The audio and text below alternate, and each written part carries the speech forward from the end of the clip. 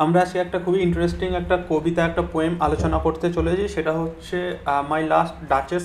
এটা রবার্ট ব্রাউনিংয়ের লেখা একটা কবিতা।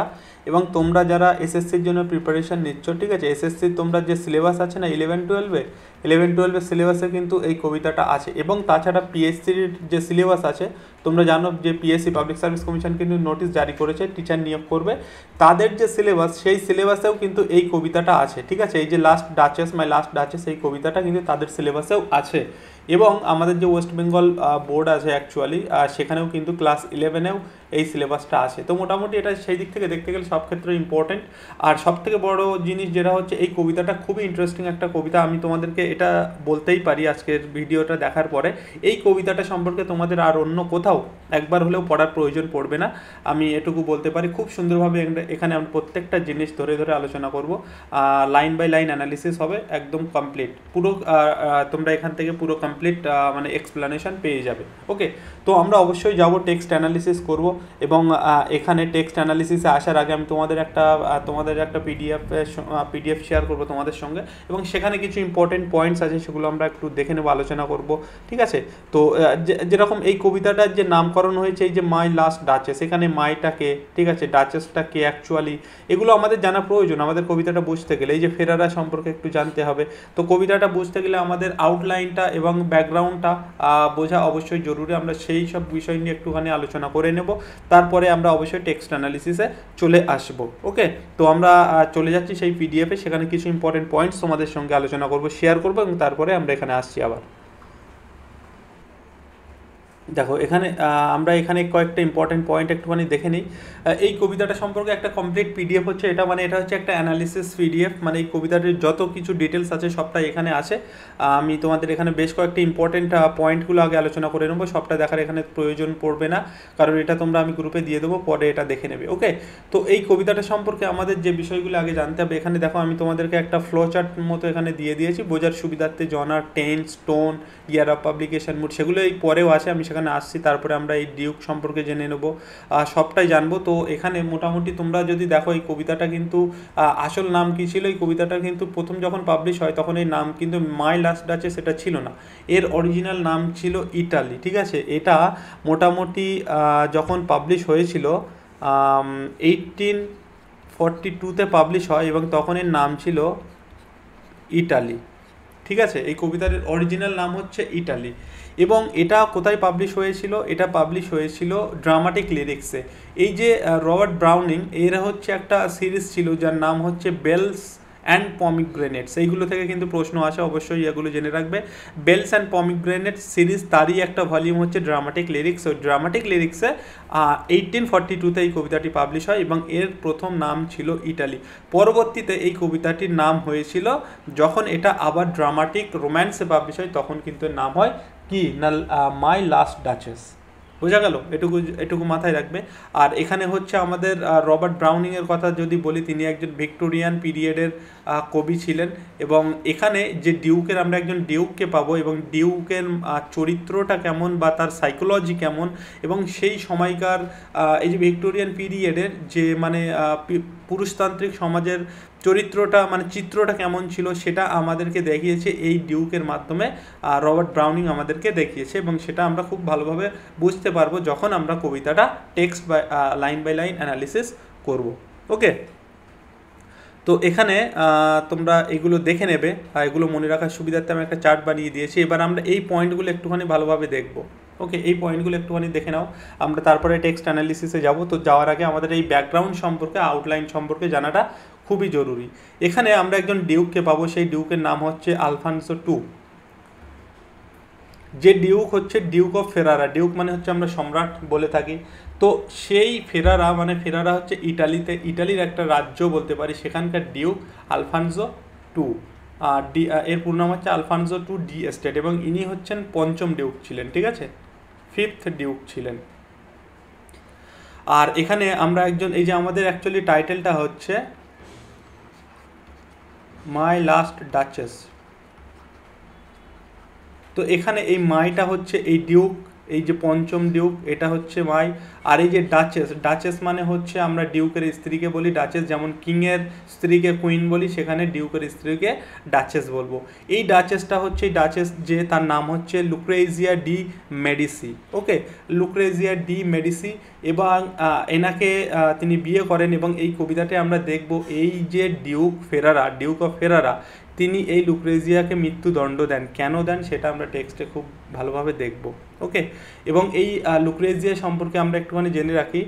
লুক্রেজিয়া মোটামুটি এই পয়েন্টগুলো একটুখানি জেনে রাখবে তোমরা। তিনি হচ্ছেন পাওয়ারফুল মেডিসি ফ্যামিলির একজন ছিলেন, wealthy banking family in Italy. ইটালির একটা ওয়েলদি ফ্যামিলি, সম্ভ্রান্ত পরিবারের একজন ছিলেন, যে ফ্যামিলিটার নাম হচ্ছে মেডিসি ফ্যামিলি। আর father was Cosimo one de Medici, তার বাবার নাম হচ্ছে এটা কাসিমো ওয়ান, এটুকু মনে রাখলেই হবে। আর তিনি ছিলেন ডিউক অফ ফ্লোরেন্স। ফ্লোরেন্স আমরা জানি ইটালির একটা শহর, যেখানে এই ফ্লোরেন্সে কি কবিতা আছে, এখানে বসে শেলি একটা কবিতা লিখেছিলেন, কি বলো, ওট টু দ্য ওয়েস্ট উইন্ড, তাই তো। এবং তিনি ডিউকের ফ্লোরেন্সের ডিউক ছিলেন। তো পরবর্তীকালে তিনি কি হন, later grand duke of Tuscany, তাস্কেনির গ্র্যান্ড ডিউক হয়েছিলেন। এবং তার মায়ের নাম হচ্ছে এলোনোরা অফ টলিডো। ওকে, এটুকু মাথায় একটুখানি মনে রাখবে। এবং এই ডিউকজন যখন বিবাহ করেন, এনার বয়স ছিল 25 ইয়ার্স। এবং এই যে ডাচেস মানে লুক্রেজিয়া, এর বিবাহ যখন হয়েছিল এনার বয়স ছিল 14 ইয়ার্স। তো মোটামুটি 11 বছরের গ্যাপ ছিল এখানে এদের বিবাহের, মানে দুজনের বয়সের গ্যাপ মোটামুটি এরকম। তো এই 14 বছরের একটা মেয়ের মধ্যে যে জিনিসগুলো পছন্দ করতেন না ডিউক, এখানে সেই ডাচেস বা লুক্রেজিয়া সবার সঙ্গে খোলা মনে মিশতেন, সকলকে থ্যাঙ্ক জানাতেন, সকলের সঙ্গে হাসি মুখে কথা বলতেন। এইটা আমাদের এই ডিউক যে আলফানজো টু, এনার পছন্দ ছিলেন না। এবং এটা কিন্তু বাস্তব চরিত্র, এই যে আলফানজো টু, ঠিক আছে, এটা কিন্তু বাস্তব চরিত্র, বাস্তব একটা ঘটনা। আর এখানে আমরা আরও দুটো ক্যারেক্টার পাবো, যেটা হচ্ছে ফ্রা প্যান্ডলফ, এই যে তোমরা আছো দেখতে পাচ্ছ ফ্রা প্যান্ডলফ, আর একটা আছে ক্লজ অফ ইন্সব্রুক। এই সেটা আমি আসছি। এই দুটো ক্যারেক্টার মোটামুটি কিন্তু ফিকশনাল ক্যারেক্টার আমরা বলতে পারি, ঠিক আছে। তো এগুলো কিন্তু জানা অবশ্যই জরুরি। তারপরে আমরা আসছি টেক্সট অ্যানালিসিসে। আচ্ছা, এখানে আমরা কবিতাটি কোন পর্যায়ে শুরু হচ্ছে সেটা একটু বলে নিই। এখানে আমরা বললাম যে একজন ডিউককে পাবো, এবং সেই ডিউকের কাছে এসছে একজন এনভয়, এনভয় বা মেসেঞ্জার। এই মেসেঞ্জার বা এনভয় একজন এসছেন, এবং তিনি কি বিয়ের প্রস্তাব নিয়ে এসছেন। এই ডিউকের কাছে বিয়ের প্রস্তাব নিয়ে এসছেন। কার বিয়ের জন্য না, বারবারার বিয়ের জন্য। বারবারা একজন একটা মেয়ে। এই বারবারা হচ্ছে কার মেয়ে, ফার্ডিনান্ডের মেয়ে। ফার্ডিনান্ড হচ্ছে কাউন্ট অফ টাইরল, টাইরলের কাউন্ট, কাউন্ট মানে আর একটা সম্রাট আমরা বলতে পারি, ঠিক আছে। সেখানকার এই যে টাইরল, এই টাইরল কিন্তু মোটামুটি দুটো ভাগে ভাগ হয়ে যায় ফার্স্ট ওয়ার্ল্ড ওয়ারের পরে। একটা হচ্ছে নর্থ টাইরল আর একটা হচ্ছে সাউথ টাইরল। এই নর্থ টাইরলটা মোটামুটি অস্ট্রিয়ার মধ্যে পড়ে, সাউথ টাইরলটা পরবর্তীতে ইটালির মধ্যে পড়ে, ঠিক আছে, এটা একটু মাথায় রাখবে। তো এই টাইরলের কাউন্ট ছিল ফার্ডিন্যান্ড, তার মেয়ে ছিল বারবারা। এই বারবারার সঙ্গে বিয়ের প্রস্তাব নিয়ে একজন এনভয় আসে কার কাছে, এই ডিউকের কাছে, ডিউক অফ ফেরারা। এবং যখন আসেন তখন ডিউক অফ ফেরারা বা আলফানসো টু, সে তার সদ্য প্রয়াত মৃত স্ত্রী এই যে লুক্রেজিয়া, ঠিক আছে, লুক্রেজিয়া, এর সম্পর্কে বলতে শুরু করেন। এর একটা ফটো লাগানো থাকে খুব সুন্দর, এবং সেই ফটোটা নিয়েই মোটামুটি আমাদের কবিতা সেখানে আমরা দেখব। তো সেই ফটোটা দেখি এর সম্পর্কে বলতে শুরু করেন, ঠিক আছে। এরকম একটা পর্যায়ে মোটামুটি এনভয়টা এসছে, এরকম একটা পর্যায়ে এই কবিতাটা কিন্তু শুরু হচ্ছে। ওকে, তো আমরা এবার সেখানে যাব টেক্সট অ্যানালিসিসে। আর আরেকটা কথা বলে রাখি, এই যে ডিউক অফ ফেরারা, তিনি কিন্তু এই যে ডাচেস লুক্রেজিয়া ডি মেডিসি, এটা একটা রুমার, এটা একটা গুজব মোটামুটি, মানে মুখে মুখে প্রচলিত বলতে পারো, যে বিষ প্রয়োগ করে এনাকে মেরে ফেলেন, ঠিক আছে। এই যে লুক্রেজিয়া ডি মেডিসিকে বিষ প্রয়োগ করে মেরে ফেলেন। এবং এই কবিতাটিতেও তিনি ডিরেক্ট মৃত্যুর কথা বলেননি, কিন্তু কিছু ইউফেমিজম ব্যবহার করেছেন, যেটা থেকে আমরা বলতে পারি যে তিনি মৃত্যুদণ্ড দিয়েছিলেন এই ডাচেসকে। কে না, ডিউক অফ ফেরারা ডাচেসকে মৃত্যুদণ্ড দিয়েছিলেন। কেন, এবার আমরা সেগুলো দেখি, মানে কেন তিনি এই ডাচেসের উপরে এরকম আচরণ করেছিলেন। ওকে, আচ্ছা, এখানে আরও কয়েকটা পয়েন্ট আছে, আমি একটুখানি দেখে নিই, তোমাদের বলে দিই, তারপরে আমরা আসছি। এখানে আমরা যেমনটা বললাম, ফ্রা প্যান্ডলফ একজন পাবো, যে একজন পেইন্টার অর আর্টিস্ট, ঠিক আছে। এই ফ্রা প্যান্ডলফ কিন্তু ওই ডাচেসের ছবিটা এঁকেছে। আর এখানে আরেকটা জিনিস, লাস্ট ডাচেস কথাটা আছে, লাস্ট ডাচেস মানে কি, লাস্ট মানে এটা হচ্ছে লাস্ট মানে এর আগেও কিন্তু তার স্ত্রী ছিলেন, আগেকার সময়কার রাজাদের ব্যাপার, বোঝা গেল। ইয়ার অফ পাবলিকেশন বললাম যে 1842, এবং জনার হচ্ছে এটা ড্রামা। আর এই যে ইয়ার অফ 42-তে যখন পাবলিশ হয় তখন নাম ছিল ইটালি। পরবর্তীতে মোটামুটি 1862-63 দিকে গিয়ে তার নাম কিন্তু এই মাই লাস্ট আছে সেটা নামকরণ হয়েছিল। ওকে, আচ্ছা, এগুলো তোমরা একটু দেখে নেবে, আমি পিডিএফ দিয়ে দেবো, সেখান থেকে কালেক্ট করে নেবে। আচ্ছা, টোনটা হচ্ছে রাইমিং স্কিমটা হচ্ছে A A B B C C D D এইভাবে যাচ্ছে, এবং এটা হচ্ছে আইম্বিক পেন্টামিটার, এবং এখানে 28 হেরোইক কাপলেট আছে। তার মানে লাইন আছে কটা, 28 ইন্টু 2 56, 56টা কিন্তু লাইন আছে। এবার আমরা যাব টেক্সট অ্যানালিসিসে, লাইন বাই লাইন অ্যানালিসিস, বাকিটা আমরা সেখানে আলোচনা করব। তো এইগুলো মোটামুটি আশা করি বোঝা গেল তোমাদের। এগুলো জানতে হবে কারণ কবিতাটা বুঝতে গেলে, এবং কবিতাটা আমি মোটামুটি বলে দিলাম বিষয়টা কি, ঠিক আছে। আর এখানে দেখো এই পিডিএফটা হচ্ছে অ্যাকচুয়ালি ডেসক্রিপটিভ পিডিএফ, যেটা আমাদের গ্রুপে পেড ব্যাচ অ্যাকচুয়ালি দেওয়া হয়ে থাকে, এবং এর সঙ্গে আরও একটা এমসিকিউ পিডিএফ দেওয়া হয়ে থাকে, সম্ভাব্য যতগুলো এমসিকিউ আসতে পারে। ওকে, তো এখানে বাংলাতেই সব কিছু বলে দেওয়া আছে, বাংলাতেও সব কিছু করা আছে, ঠিক আছে, বাংলা সামারি করা আছে। তারপরে এখানে তোমরা দেখতে পাবে লাইন বাই লাইন অ্যানালিসিসও এখানে সব কিছুই করে দেওয়া আছে। ওকে, তো যাই হোক, আমরা এবার চলে যাচ্ছি টেক্সট অ্যানালিসিস। আচ্ছা, এখানে ফিগার অফ স্পিচও করা আছে, এখানে একটা ডায়াগ্রাম করা আছে, ফ্লো চার্ট বা ডায়াগ্রাম বলতে পারো তোমাদের বইয়ের সুবিধাতে। তারপরে পরপর এখানে সব ফিগার অফ স্পিচগুলো করা আছে, কেন হয়েছে, কীভাবে হলো, সবটাই কমপ্লিট আছে, অনলাইনেরও আছে, এখানে সব কিছু মোটামুটি কমপ্লিট করা আছে। এবার আমরা যাচ্ছি আমাদের টেক্সট অ্যানালিসিসে। দেখো, এবার আমরা আলোচনা করছি টেক্সট অ্যানালিসিস। এখানে আমরা তোমাদেরকে বলে নিলাম অ্যাকচুয়ালি এই মাইটাকে, ডাচেসটাকে, মাই যে ডিউক তার নাম কি, আর এই যে ফেরারা এটা মোটামুটি ইতালিতে, হ্যাঁ ইতালির একটা রাজ্য বলতে পারি, সেখানকার ডিউক হচ্ছে আলফানজো, বা যার সম্পর্কে এখানে বলা হচ্ছে। তো এখানে এটা হচ্ছে একটা ড্রামাটিক মনোলগ, এবং তোমরা জানো এটা হচ্ছে একটা ড্রামাটিক মনোলগ। এবং ড্রামাটিক মনোলগ কী হয়, যেখানে একজন স্পিকার থাকেন এবং অডিয়েন্সও থাকেন, বাট অডিয়েন্স কোনো রকম কথা বলবে না। এখানে অডিয়েন্স কোনো রকম কথা বলবে না। এখানে স্পিকার হচ্ছে আমাদের এই যে ডিউক অফ ফেরারা, যার নাম আলফানজো টু, এবং স্পিকার আমরা বলতে পারি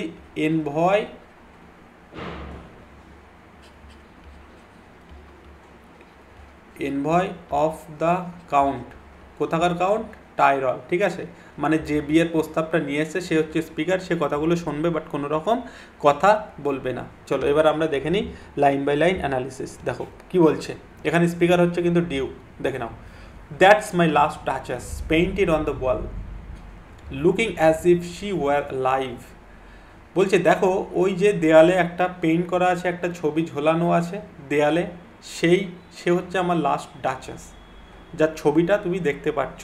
অ্যাকচুয়ালি এই ছবিটা আঁকা হয়েছিল তিনি যখন বেঁচে ছিলেন, জীবিত ছিলেন, তখন ছবিটা আঁকা হয়েছিল। তো সেই ছবিটা দেওয়ালে ঝোলানো আছে, এবং সেই এনভয় এসছে তাকে দেখিয়ে ডিউক বলছে দেখো সেই ছবিটা দেখো, looking as if she were live, যেন মনে হচ্ছে সে জীবিত আছে, ঠিক আছে। এগুলো আমি তোমাদের মোটামুটি টেন্সের ব্যাপার, এগুলো তোমরা জানো, যেহেতু এটা সম্ভব নয় তাই এখানে শি এর পরে ওয়ার ব্যবহার করা হয়েছে, এগুলো যাই হোক পরে আলোচনা করা হবে। Looking as if she were live, যেন দেখে মনে হচ্ছে সে জীবিত, সে বেঁচে আছে। ছবিটা এতটা প্রাণবন্ত, এতটা লুক্রেটিভ, এতটা উজ্জ্বল, ঠিক আছে, দেখে মনে হচ্ছে সে যেন জীবিত আছে। I call that piece of wonder, এবং আমার মনে হয় এটা একটা ওয়ান্ডার পিস, ঠিক আছে, একটা মানে আশ্চর্যজনক বিষয়। Fra Pandolf hands walked busily a day and there she stands. Fra Pandolf, যার সম্পর্কে আমি তোমাদের আগে বলেছি, একজন পেইন্টার, যে বলছে Fra Pandolf hands walked busily a day, কোনো একটা ব্যস্ততম দিনে তাড়াতাড়ি করে সে এই ছবিটা এঁকেছিল, তাতেই এই ছবিটার এই মহিমা, এই উজ্জ্বল, হ্যাঁ, এই একটা মানে প্রাণবন্ত একটা ছবি, কোনো ব্যস্ততম দিনে তাড়াতাড়ি এঁকেছিল তাই এত সুন্দর। অ্যান্ড দেয়ার শি স্ট্যান্ডস, মানে সেই ছবিটা ঝোলানো আছে। Will it please you sit and look at her? আপনি কি একটু বসবেন না এবং দেখবেন না ছবিটার দিকে? আপনি এসছেন, আপনি একটু ছবিটার দিকে দেখবেন না? এখানে এই যে ডিউক আছে, অ্যাকচুয়ালি এই ডিউক সম্পর্কে একটুখানি বলি। এই ডিউক মোটামুটি এখানে এই যে তার এই ছবিটা সম্পর্কে বর্ণনা করে এই যে এনভয় এসছে তাকে একটা মেসেজ দিতে চাইছে, ঠিক আছে? একটা মেসেজ দিতে চাইছে কি, যে সে বিবাহ করতে রাজি, কিন্তু তার বিয়ের জন্য কোন কোন কোয়ালিটিগুলো একটা মেয়ের মধ্যে থাকা উচিত এবং সে কেমন ধরনের সেটা কিন্তু জানিয়ে দিচ্ছে যে এই কোয়ালিটিগুলো থাকা উচিত। এবং এখানে আমরা ডিউকের যে মানে সাইকোলজি সেটা বুঝতে পারবো, তিনি কতটা ঈর্ষাপরায়ণ, তিনি কতটা অহংকারী, তিনি কতটা লোভী, মানে একটু লোভী টাইপের। এখানে ডাউরির প্রসঙ্গ পাবো, সেগুলো আমরা আস্তে আস্তে কিন্তু দেখতে পাবো এবং আমি তোমাদের সেটা তখন ক্লিয়ার করে দেবো, ঠিক আছে? দেখো, তো বলছে আপনি কি একটু বসবেন না, বসে দেখবেন না এই ফটোটার দিকে? এত সুন্দর একটা ছবি। I said Frappandolph by design, for never read strangers like you that painted countenance. I said Frappandolph by design, এখানে বাই ডিজাইন মানে বাই উইলিংলি, মানে ইচ্ছে করে, আমি ইচ্ছে করে ফ্রাপ্যান্ডলফের নামটা নিলাম। কেন? For never read strangers like you, আপনার মতো যেসব স্ট্রেঞ্জার্সরা এখানে আসে, মানে সেই যে সে এসছে, এনভয় এসছে, সে তো স্ট্রেঞ্জার্স, মানে সে একজন মানে বাইরের লোক। তো আপনার মতো যারা বাইরের লোক এখানে এর আগেও এসছে, তারাও এটা কি ফর নেভার রিড, বুঝতে পারে না। কি বুঝতে পারে না? That the pictured countenance, the depth and passion of its earnest glance, সেই যে ছবিটা আসে, সেই ছবিটার মধ্যে যে একটা আর্নেস্ট গ্লেন্স, মানে তার দৃষ্টি, একটা চাহনি, এবং সেই চাহনি মানে সেই ছবিটার সেই প্যাশন, সেই চাহনির মধ্যে যে ডেপথ, মানে সেই ছবিটার মধ্যে যে একটা উজ্জ্বল ভাব, সেটা কেউ বুঝতে পারে না কিভাবে এটা সম্ভব। তাই আমি ইচ্ছে করেই ফ্রাপ্যান্ডলফের নামটা বলে দিলাম, যে ফ্রাপ্যান্ডলফ এই ছবিটা এঁকেছে বলে এটা সম্ভব হয়েছে। এই ফ্রাপ্যান্ডলফ একজন চিত্রশিল্পী বা একজন আর্টিস্ট, আমরা বলতে পারি নামকরা আর্টিস্ট। তাই আমি ইচ্ছে করে ফ্রাপ্যান্ডলফের নামটা উল্লেখ করলাম, যাতে আপনাদের বুঝতে সুবিধা হয়। কারণ আপনাদের মধ্যে স্ট্রেঞ্জার্স যারা আসে, তারাও কিন্তু প্রথমে বুঝতে পারে না, ঠিক আছে, যে এই ছবিটার মধ্যে এত মানে আর্নেস্ট গ্লেন্স, এত প্যাশন, এত ডেপথ কীভাবে আসলো।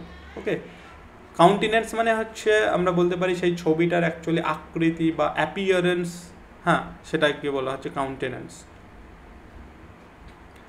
But to myself they turned, তারা ছবিটা আঁকার পরে আমার দিকে ঘুরিয়েছিল। তারা ছবিটা এঁকেছিল বটে, কিন্তু তারা ভালোভাবে নিজেরাও দেখেনি। But to myself they turn, তারা আমার দিকে ঘুরিয়েছিল। সিন্স, কারণ এখানে তার দিকে দেখিয়েছিল কেন? কারণ যে ফটোটা এঁকেছিল তার একটু ভয়ও ছিল কোথাও, কারণ এই রাজা বা এই সম্রাট তিনি খুব ডমিনেট করতে চাইতেন, ঠিক আছে? তিনি এখানে মেয়েদেরকে দেখাবেন একটা অবজেক্ট হিসেবে, তিনি মানে একটা মানে পার্থিব যে জিনিস, যে অবজেক্ট যেভাবে দেখেন একটা মেয়েকেও তিনি সেইভাবে দেখবেন অবজেক্ট হিসেবে, এবং তিনি সবসময় ডমিনেট করতে চাইতেন এই ডাচেসকে। তাই তিনি চাইতেন না যে ডাচেস অন্যদের সঙ্গে সবসময় মেলামেশা করুক, হেসে খেলে কথা বলুক, তাদের থ্যাঙ্ক জানাক, তাদের কেউ কিছু দিলে সেটা গ্রহণ করুক, সেটা তার মানে কোথাও একটা ইগো হার্ট করতো। ওকে, তাই এখানে এই ফ্রাপ্যান্ডলফ এরাও মোটামুটি সেই জিনিসটা জানতো। তাই ছবিটা আঁকার পরেও তারা কিন্তু নিজেরা দেখেনি, কারণ তাদের একটা মনে ভয় ছিল, একটা সংশয় ছিল। তাই বলছে but to myself they turn, তারা ছবিটাকে আমাকেই দেখিয়েছিল। Since none puts by the curtain I have drawn for you but I, কিন্তু সেই ছবিটার উপরে একটা কার্টেন দেওয়া ছিল, একটা পর্দা দিয়ে ঢাকা ছিল, সেটা কেউ কিন্তু সরায়নি। কিন্তু I have drawn for you but I, কিন্তু আমি আজকে আপনার জন্য সেটা সরিয়ে আপনার জন্য আপনাকে দেখাবো। সেটা শুধুমাত্র আমিই করতে পারবো, আর কেউ পারবে না, ঠিক আছে? and seem as they would ask me if they durst how much a glance came there, এবং and seem they would ask me if they durst means হচ্ছে ডেয়ার, আর্কাইক ফর্ম, ঠিক আছে? ডেয়ার মানে সাহস করা। বলছে যদি তারা সাহস করে মানে জিজ্ঞাসা করতে, হাউ মাচ এ গ্লান্স কেম দেয়ার, এই ছবিটার মধ্যে এত একটা গ্লান্স, এত একটা প্রাণবন্ত ভাব কি করে আসতে পারে, এই রকম একটা প্রশ্ন তাদের মধ্যে ঘোরাফেরা চলছিল, কিন্তু তারা বলছে যে সিমড, এই যে and seemed they would ask me, তারা আমাকে যেন জিজ্ঞেস করতেই যাবে, কিন্তু তারা জিজ্ঞেস করতে চাইছে, জিজ্ঞেস করতে পারছে না, তাদের সাহস নেই, কারণ সে হচ্ছে কি, সে হচ্ছে একটা সম্রাট। তাই বলছে যে আপনারা এরকম একমাত্র ব্যক্তি নন যে এই ছবিটা দেখে এই প্রশ্ন আপনাদের মধ্যে থাকে, বা আপনারা একটা প্রশ্ন সুলভ মানে মুখভঙ্গি নিয়ে আমার দিকে তাকিয়ে থাকেন। এটা শুধুমাত্র আপনার ক্ষেত্রে নয়, যারা দেখেছে, এই যে তারপরেই বলছে, ঠিক আছে। So not the first, so not the first are you to turn and ask thus, শুধুমাত্র আপনি একাই নয় যে এরকম ভাবছেন মনে মনে এবং আমাকে কোশ্চেন করতে যাবেন যে কিভাবে সম্ভব এত একটা ফটোর মধ্যে এরকম একটা ব্যাপার ফুটিয়ে তোলা কীভাবে সম্ভব, ঠিক আছে। সেটা শুধুমাত্র আপনিই নয়, যে দেখেন তাদের মনে এরকম একটা প্রশ্নসুলভ চিহ্ন থাকে। Okay sir, it was not her husband's presence only called the spot of joy into the Duchess' cheek, বলছে স্যার এই যে ডাচেসের চিকের মধ্যে একটা হচ্ছে স্পট অফ জয় আছে, মানে গালে, ডাচেসের গালে একটা স্পট অফ জয়, বা বলতে পারো আমরা হাসলে যে গালে একটা টোল পড়ে, সেই টোলের কথা বলছে। ওকে, তো তার যে এই যে ফটোর মধ্যেই একটা তার যে গালে এত সুন্দর একটা টোল তৈরি হয়েছে, মানে তার চিকে একটা যে স্পট অফ জয় পড়েছে, এটা শুধুমাত্র এটা নয় যে এই যে it was not her husband presence only, তার যে হাজব্যান্ড সেখানে প্রেজেন্ট ছিল তার জন্য তার যে এই খুশি, মানে এই spot of the joy of the spot of the joy পড়েছে, শুধুমাত্র তাই নয়, পারহ্যাপস সম্ভবত ফ্রা প্যান্ডলফ চান্স টু সে, সম্ভবত ফ্রা প্যান্ডলফ সুযোগ পেয়েছিল তাকে বলার কি, her mantle laps over my lady's wrist too much. Mantle means হচ্ছে একটা চাদর টাইপের, আবরণ টাইপের, একটা ড্রেসের উপরে যে একটা ম্যান্টেল, তোমরা শুনেছো তো, যে একটা আবরণ টাইপের, চাদর টাইপের, সেটাকে বলা হয়। হ্যাঁ, her mantle laps over my lady's wrist too much, over laps my lady's wrist too much, মানে আমার সেই লেডির রেস্টে খুব বেশি যেন সেই ম্যান্টেলটা কভার করে ফেলেছিল, ঢেকে দিয়েছিল। এইটা সম্ভবত বলার সুযোগ পেয়েছিল কে না, ফ্রা প্যান্ডলফ, এবং এটা শুনে সে আনন্দ পেয়েছিল, হেসেছিল, তাই তার এই যে স্পট অফ, এই যে spot of joy into the duchess cheek, এটা তার জন্য এসেছে, সেখানে যে আমি উপস্থিত ছিলাম তার জন্যই নয়, ঠিক আছে। তো এটুকু বোঝা গেল আশা করি। Her mantle laps over my lady's wrist too much, এটা কে বলেছিল, এটা হয়তো ফ্রা প্যান্ডলফ বলেছিল, এটা সন্দেহ করেছে, বলছে হয়তো বলেছিল। Or paint must never hope to reproduce the faint half flush that dies along her throat. এই সম্রাট এমন ছিল, তাকে ঠিকমতো হাসতেও দিত না। হ্যাঁ, তাই তার হাসিটাকে এখানে বলা হয়েছে হাফ ফ্লাশ বলতে পারি, মানে মৃদু একটা হাসি। ওকে, তো একজন চিত্রকার যখন একটা ফটো আঁকছেন, সে নিশ্চয়ই ফটোটা যখন আঁকবেন তখন ভালোভাবে ফটোটা আঁকবেন, একটা মানে হাস্য মুখ নিয়ে, একটা হাসি হাসি ভাব নিয়ে ফটোটা আঁকবেন, ঠিক আছে। তাই যেহেতু রাজা তাকে হাসতে দিত না, তার হাসিটা কোনো রকম মানে কিছু দূর এসে গলাই মারা যেত। ওকে, তো তাই হয়তো এই যে her mantle laps over my lady's wrist too much, এই কথাটা বলেছিল, এবং এটা বলে ইচ্ছা করেই হয়তো বলেছিল তার একটু হাসি আনার জন্য, যাতে ফটোটা ভালো হয়, তাই কিন্তু সে হেসেছিল, এবং তার ফলে এই যে তার এই যে spot of the joy, okay, সেই ডাচেসের গালে। Okay, or paint must never hope to reproduce, মানে রিপ্রোডিউস মানে পুনরায় ফুটিয়ে তোলা, the faint half flush, faint মানে আবছা মৃদু, সেই রকম ছবি সে আঁকতে চায়নি, মানে সে চাইছিল যে ফটোটা যখন আঁকবো ভালোভাবেই আঁকবে, একটা হাসি মুখর ছবি একটা আঁকবো, এরকম একটা ব্যাপার।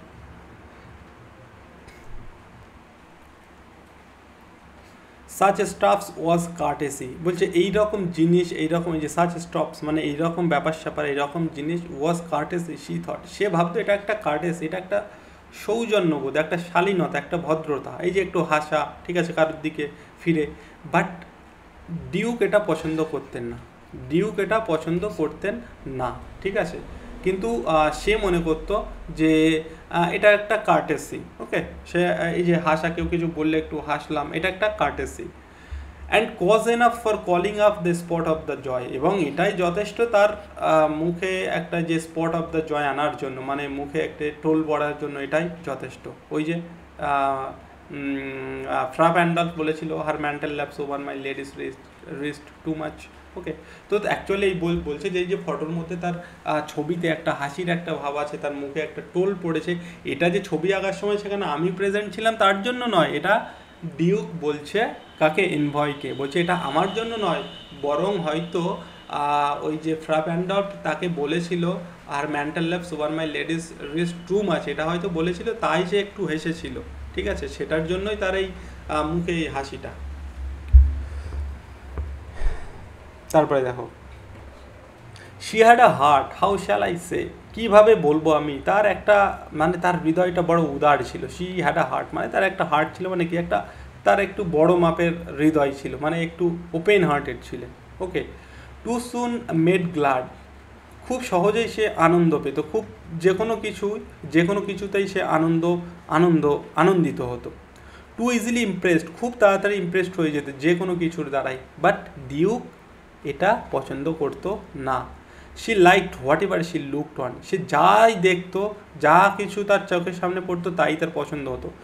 বিয়ের সময় মেয়েটার বয়স ছিল 14 বছর, ঠিক আছে, আর ডিউকের বয়স ছিল 25 ইয়ার্স। তো ডিউক মোটামুটি একটা ম্যাচিউরিটিতে এসছে, বাট এই যে 14 বছরের একটা মেয়ে, সে কিন্তু চাইতো যে সকলের সঙ্গে মিলেমিশে হেসে খুব মানে হাসি খুশিভাবে সকলের সঙ্গে ব্যবহার করে, সকলকে ধন্যবাদ জানানো, তার মধ্যে এটা ছিল একটা একটা মানে প্রাণবন্ত একটা ভাব ছিল, ঠিক আছে, একটা কিন্তু সেটাকে ডিউক নেগেটিভ ওয়েতে দেখিয়েছে, মানে বলতে চাইছেন, এবং সেটা নেগেটিভ ওয়েতে দেখিয়ে তিনি নিজের ঈর্ষাটা প্রমাণ করতে চাইছেন। এবং এখানে ডিউক নিজের মানসিকতার পরিচয় দিচ্ছেন, ঠিক আছে। দেখো তারপরে দেখো,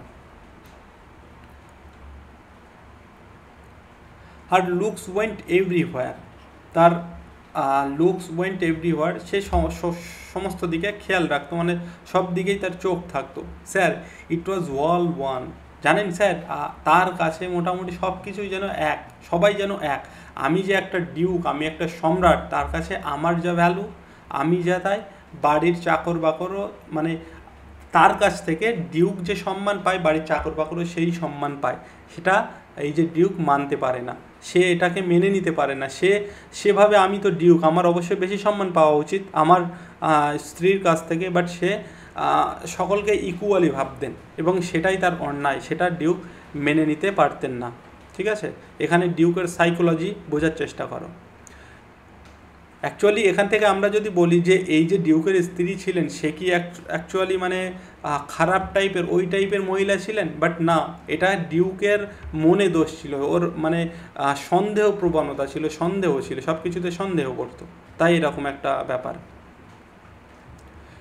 sir it was all one, তার কাছে সবাই এক। My favour at her breast that dropping of the light in the west. My favour, এখানে মাই ফিভার বলতে সে একটা হার উপহার দিয়েছিল, বলছে তার গলায় যে হারটা আছে সেটা তার কাছে যেমন সুন্দর, the dropping of the light in the west, মানে সেই হারটা পেয়ে সে যেমনটা হ্যাপি হতো, ঠিক আছে, সে যেমনটা খুশি হতো তেমনটা খুশি হতো the dropping of the light in the west, মানে পশ্চিমে সূর্য অস্ত যাওয়া দেখেও যে একটা আভা তৈরি হতো, সেটা দেখেও সে ঠিক তেমনই আনন্দ পেত, খুশি হতো।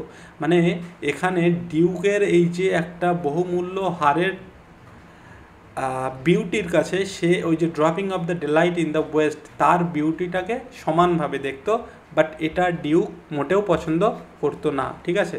সে ভাবতো আমি একটা হার উপহার দিচ্ছি তাকে, সে এটাকে বেশি সম্মান করবে, সেটা বেশি আনন্দ পাবে, বাট সেটা হতো না। ওকে, the bough of cherries some officious fool broke in the orchard for her, সেই বাড়ির অফিসিয়াস মানে বাড়ির চাকর বাকর বা কাজের লোক যারা ছিল, তারা কি করতো, তাকে একটু ইমপ্রেস করার জন্য কি করতো, broke in the orchard for heart, সেই ফলের বাগান থেকে চেরি ফলের ডাল ভেঙে দিত, তাতেও সে খুশি হয়ে যেত, তাতেও সেম হাসি, যে হাসি হার পেলে সে যেভাবে আনন্দিত হতে, এই একটা মানে চেরি ফলের ডাল পেয়েও সে সেই একই রকমভাবে আনন্দ পেত, সেই একই রকমভাবে হাসতো।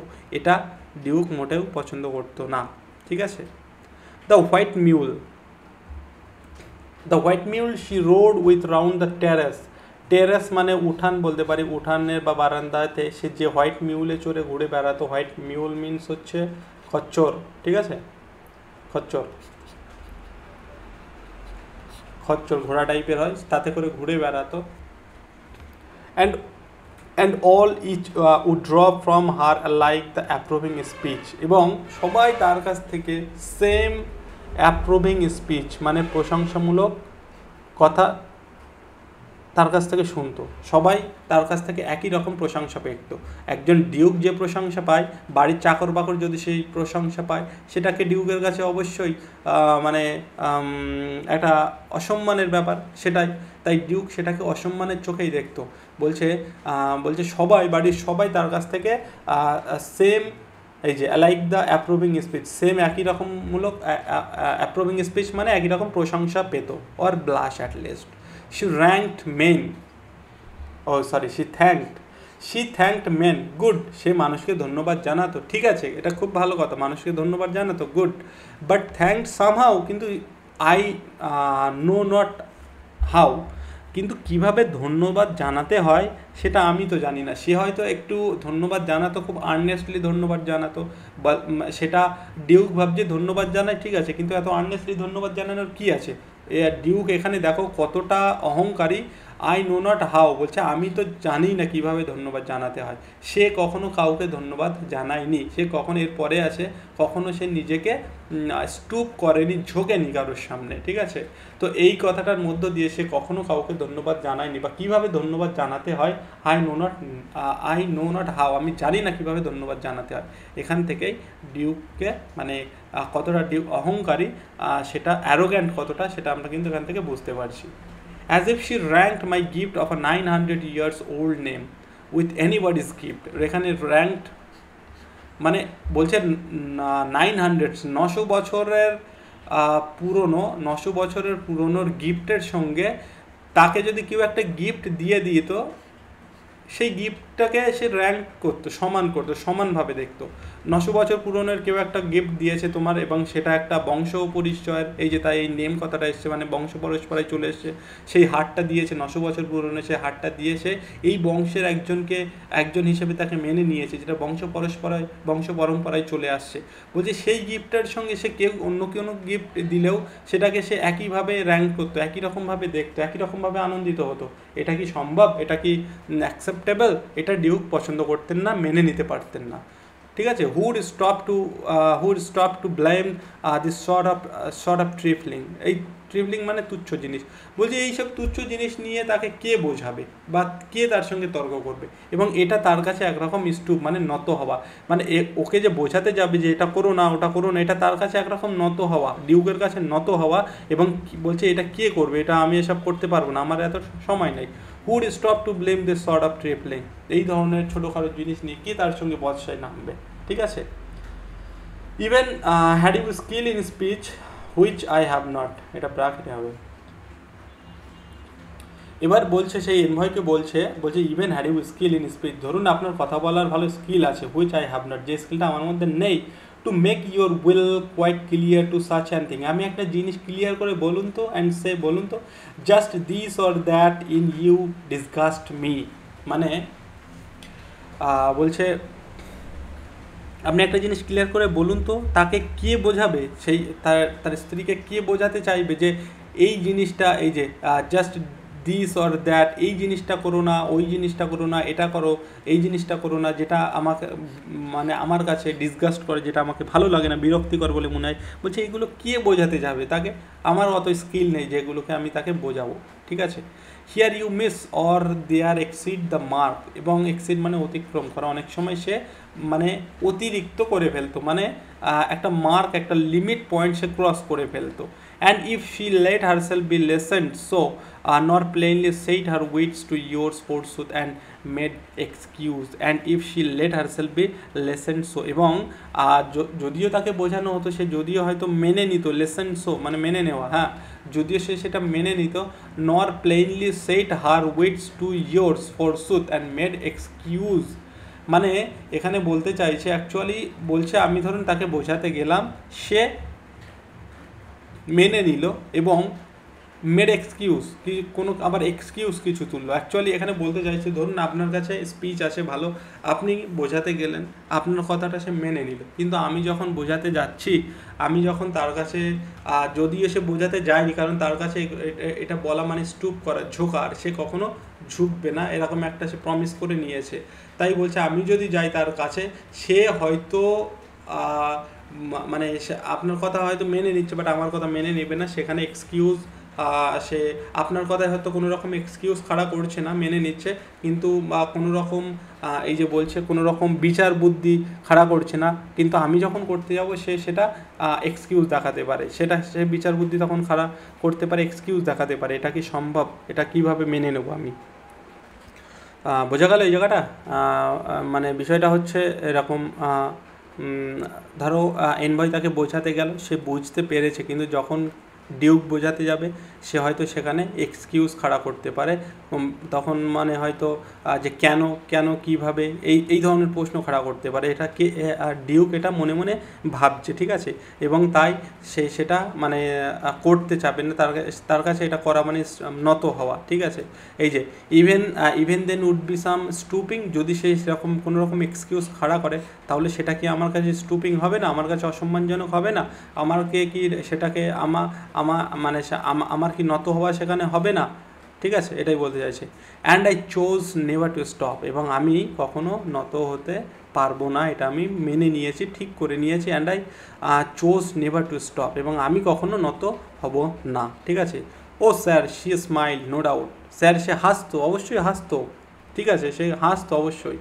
হোয়েন এভার আই পাস্ট, আর আমি যখন তার পাশ দিয়ে হেঁটে যেতাম সে হাসতো। But who passed without much the same smile, কিন্তু যেই তার পাশ দিয়ে হেসে যেত সেই একই রকমভাবে হাসতো। এটা কিভাবে সম্ভব? এটাই রাগ হতো ডিউকের, ঠিক আছে, একই রকম হাসি কেন হবে? দিস গ্রিউ, এই ধরনের ঘটনা বেড়েই চলেছিল, মানে দিস বলতে এই যে এই ধরনের ঘটনা, এই হাসাহাসির ব্যাপারটা, হ্যাঁ, থ্যাঙ্কস জানানোর ব্যাপারটা, গিফট অ্যাকসেপ্ট করার ব্যাপারটা, বলছে এইসব ধরনের ঘটনা বেড়েই চলেছিল। আই গেভ কমেন্টস, এই যে I gave comments then all smiles stop together, এটা ইউফেমিজম। বলছে আমি কমেন্ট দিয়েছিলাম, তার হাসিটা বন্ধ করে দেওয়া হোক একেবারের জন্য, মানে কি এখানে ইঙ্গিত দিচ্ছেন তিনি তাকে মৃত্যুদণ্ড দিয়েছিলেন, ঠিক আছে। I gave comments then all smiles stopped together, সব কিছু তার হাসি একেবারে বন্ধ করে দেওয়া হোক। There she stands as if live, তারপরে তার এই ছবি যেন মনে হচ্ছে এখনও জীবন্ত, প্রাণবন্ত। Will it please you rise, আপনি কি উঠবেন? We will meet the company below then, সেই ইয়েকে বলছে, মানে এনভয়কে বলছে, উইল ইউ মানে will it please you rise, আপনি কি উঠবেন? We will meet the company below then, আমরা মানে আরও যারা লোকজন আসে, সে তো ডিউক, তার সঙ্গে বিভিন্ন লোক মিশতে আসে, দেখা করতে আসে, আরও যারা আসে তাদের সঙ্গে মিট করতে হবে। Then I repeat the count your master's known munificence, তারপরে আমি বললাম যে আপনার যে কাউন্ট অফ টাইরল, ঠিক আছে, ফার্ডিন্যান্ড, সে খুব পরিচিত কিসের জন্য? মিউনিফিসেন্স মানে হচ্ছে উদারতা, সে উদারতার জন্য খুব পরিচিত। ইজ অ্যাম্পেল ওয়ারেন্ট, অ্যাম্পেল মিনস হচ্ছে যথেষ্ট, এবং ওয়ারেন্ট মিনস সেখানে প্রমাণ আমরা বলতে পারি। Is ample warrant that no just pretence, এবং এটাই প্রমাণ যে তিনি কোনো রকম ভণ্ডামি পছন্দ করেন না। Of mine of dowry will be disallowed, মানে বলতে চাইছেন যে আমি যে ডাউরি তার কাছ থেকে চেয়েছি বিবাহের জন্য, এবং তিনি কোনো রকম ভণ্ডামি ছাড়াই সেটাকে অ্যালাউ করবেন, ডিসঅ্যালাউ করবেন না, কারণ তিনি উদারতার জন্য খুব পরিচিত। মানে এই যে মানে ডিউকের কাছে বিবাহ সম্বন্ধ নিয়ে এসে ডিউক অনেক কিছু দাবি করে বসেছে। ওকে, বলছে দো his fear daughter self I avoid at starting is my object, এই লাইনটা ভালো করে দেখো, ইজ মাই অবজেক্ট, সে ডটারকে বারবার এখানে কাউন্টের ডটারকে বলছে ইজ মাই অবজেক্ট, ঠিক আছে।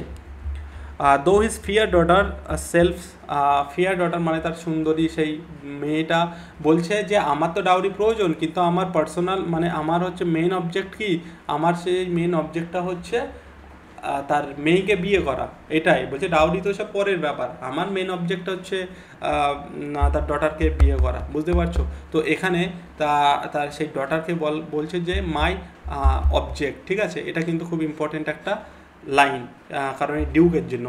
এই ডিউক হচ্ছে পার্শিয়াল জিনিসের মতো একজন মেয়েকেও অবজেক্ট ভাজে, মানে ওয়ার্ল্ডলি কোনো যেসব জিনিস, যেসবগুলি আছে পার্থিব, যেসব জিনিসগুলো আছে তাদের যেমন অবজেক্ট হিসেবে মনে করে, একজন মেয়েকেও তার স্ত্রীকেও অবজেক্ট হিসেবে মনে করে, এবং সবসময় ডমিনেট করতে চায়। রাগের স্ত্রীর ক্ষেত্রেও তাই হয়েছে, এবং এখানে এই এনভয়কে একরকম সেটাই মেসেজ দিতে চাইছে যে আমার স্বভাব কিন্তু এরকম, আমি সব কিছু ডমিনেট করতে চাই, আমি সব কিছুর উপরে নিজের কন্ট্রোলে রাখতে চাই। Okay, nay we will go together down sir, আমরা একসঙ্গে নিচে নামবো। Notice Neptune though taming a sea horse thought a variety which Claus of Innsbruck cast in bronze for me. বলছে স্যার এই যে নেপচুনের মূর্তিটা আছে, মানে ঘরে যে একটা নেপচুনের মূর্তিটা আছে, সেই মূর্তিটা দেখুন একবার। দো taming a sea horse, Neptune হচ্ছে সি গড, ঠিক আছে?